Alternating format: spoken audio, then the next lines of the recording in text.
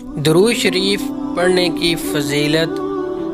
एक मर्तबा अबू जहल अपने रुफ़क़ा के साथ हरम काबा से बाहर बैठा हुआ था कि किसी सवाली ने इससे कुछ तलब किया। अबू जहल ने इस तरह कहा कि काबा शरीफ के पास अली उल मुर्तज़ा बैठे हुए हैं, जाओ वो बड़े जवाद साहिब सखावत हैं, इनसे जाकर तलब करो। चुनाचा साइल आया और इसने मौला कायनात अली उल मुर्तज़ा रज़ी अल्लाह ताला अन्हु से सवाल किया। इस वक्त आपके पास कोई भी चीज़ नहीं थी कि साइल को दे दी जाती। अलबत्ता साइल से कहा, अपना हाथ मेरे करीब ला। इसने हाथ आगे बढ़ाया। आपने कुछ पढ़कर दम फरमाया और इसे कहा कि काफरों के पास जाकर खोल लो। जब अबू जहल एंड कंपनी ने साइल को आते देखा तो अज़खुद कहने लगे, जो कुछ तुम्हें अली से मिला है वो दिखाइए। साइल ने मुट्ठी खोल दी। क्या देखते हैं कि कीमती लालो जवाहरात इसके पास हैं। हैरानगी के आलम में पूछने लगे, इनके पास तो कुछ था ही नहीं, ये जवाहरात कहाँ से आए। साइल ने कहा, इसने कुछ पढ़कर फूंक लगा दी, काफिर रह न सके, आपके पास आए। और साइल की मुट्ठी बंद करते वक़्त आपने क्या पढ़ा था। हज़रत अली रज़ी अल्लाह ताला अन्हु ने फरमाया, सिर्फ़ एक बार आपने हबीब करीम रसूल अज़ीम सल्लल्लाहु अलैहि वसल्लम पर दुरूद शरीफ पढ़कर दम कर दिया था। ये सब उसकी बरक़ात हैं। सुबहान अल्लाह।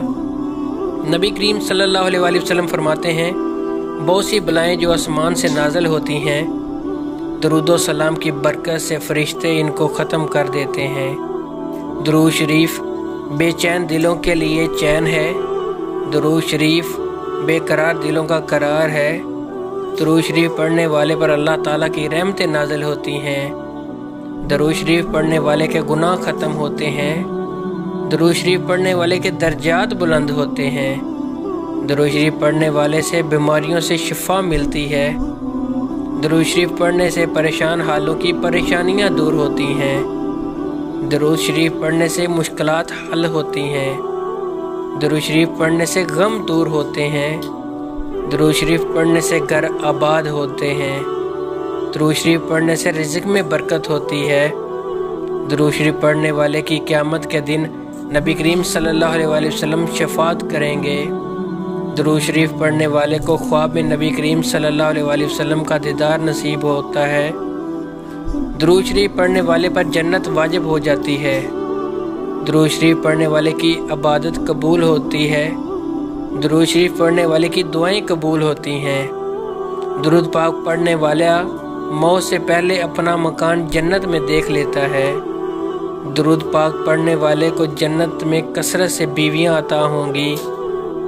दुरूद पाक पढ़ने से माल में बरकत होती है। दुरूद पाक पढ़ना इबादत है।